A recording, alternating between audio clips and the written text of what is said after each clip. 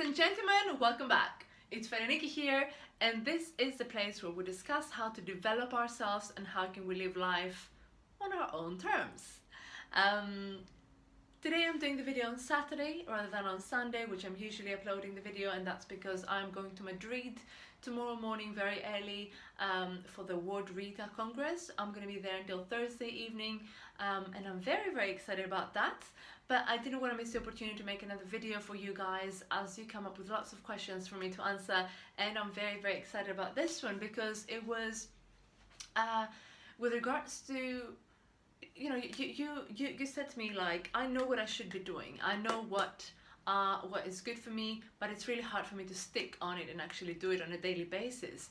And how can I be therefore more disciplined? How can I develop my willpower? So the willpower is one of the mind faculties, right? We have 6 mind faculties. Willpower is one of them, and the mind faculties operate like the body muscles that we have in our body. So we go to the gym, we develop our body muscles, and that's how they grow. The same with the mind faculties. The more time we spend and the more effort we put into developing them, the more they grow. Therefore, the willpower is not something that you have, you're born with it or not born with it. It depends on how much you use it. That's how it develops. So just to give you a bit of a background on how mind faculties, how did I learn about them and how did I find out? So Tony Robbins have talked about the mind faculties, Napoleon Hill has talked about mind faculties, and Plato have talked about mind faculties.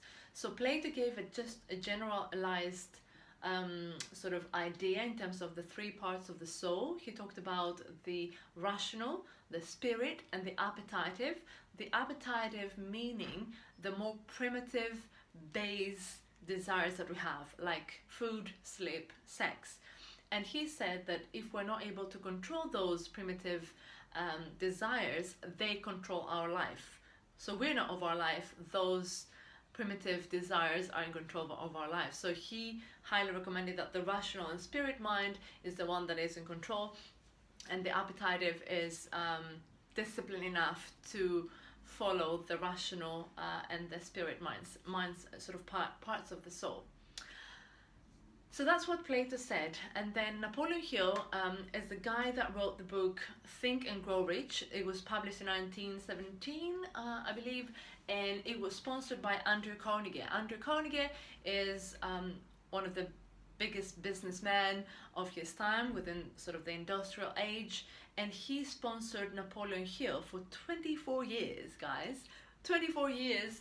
Napoleon Hill was researched the most successful people at the time, and he interviewed them, and he came up with sort of the laws or the principles for success, and he included all of them within the book Think and Grow Rich.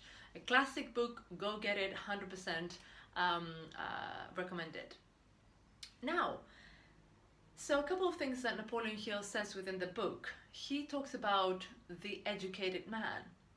And within that quote, he talks about the mind faculties. So he says that an educated man is not one that has a general or specialized knowledge. An educated man is one that has developed his mind faculties so much that he can acquire anything he wants or its equivalent without violating the rights of others. So what that means is that in order for us to achieve anything we want, we need to develop our mind faculties, because that's how we control our thoughts, and that's how we control our emotions. That's how we are in control of our thoughts and emotions. And why that is important? Because that is exactly how we achieve anything, by controlling our thoughts and emotions. Another quote also from Napoleon Hill from the same book is that whatever the mind can conceive and the mind can believe, the mind can achieve as well. So that means that if we have an idea, let's say I want to be a football player, and that's my idea, I have conceived the idea and I can see myself playing football, right? Then I need to believe that that is possible for me. So I need to engage emotions, positive emotions with that idea, and I need to do that on a consistent basis in order for me to realize that. And I can see myself playing within Real Madrid or Arsenal or whatever that is that I want to actually achieve. So if I can actually see myself doing that, believe and have positive emotions engage with that thought, with that idea, and I do that on a consistent basis. I engage with that idea and those emotions on a consistent basis. That's how I attract in my life, and that's how I create my reality. But essentially, it's really hard to actually do that and control your thoughts and emotions to do that. And that is if we don't have developed those mind faculties. If we have developed those mind faculties, it's a lot easier for us to control our thought process and to control our emotions as well. So I hope that gives us a bit of a background in terms of why we should do it. In terms of how to develop our willpower specifically, and I will do a video for each one of the mind faculties, a series of videos following this one, and let me know if actually, do you think that's a good idea for me to do it, yes or no? So willpower is essentially,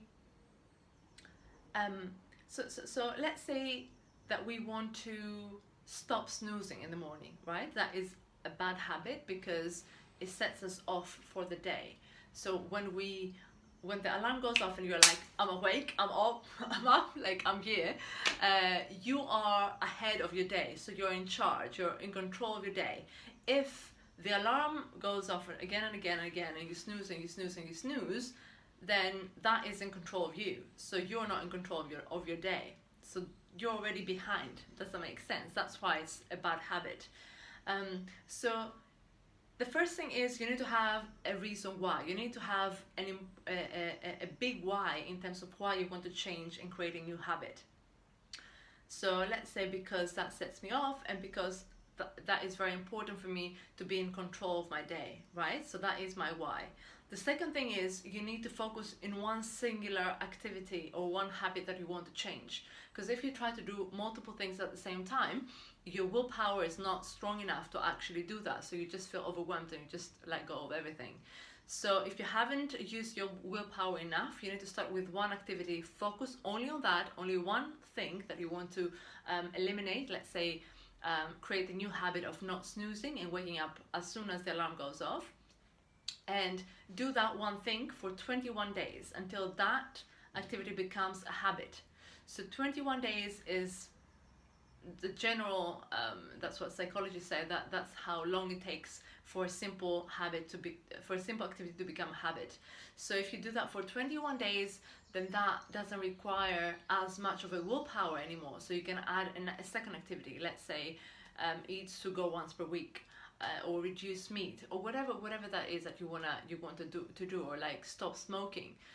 So things that require big amount of willpower, it's not good to start with them. Start with small things, conquer one thing, be in control for one thing, and then go for another one. So that is the most effective way I know to develop a new habit and to eliminate your bad habits and be in control of your primitive and base desires. And that's how you develop your willpower. I've been very fortunate because I did sports from a very young age. So sports education is definitely one thing you can do for young children to develop their willpower and be more disciplined as a result. So if you have young children, highly recommend that. So that is it for today. I hope you enjoyed that. If you did, please like this video and subscribe to my YouTube channel so you can receive more videos like that, and you'll see the rest of the series with regards to the mind faculties. Alright guys, love you all and see you next Sunday.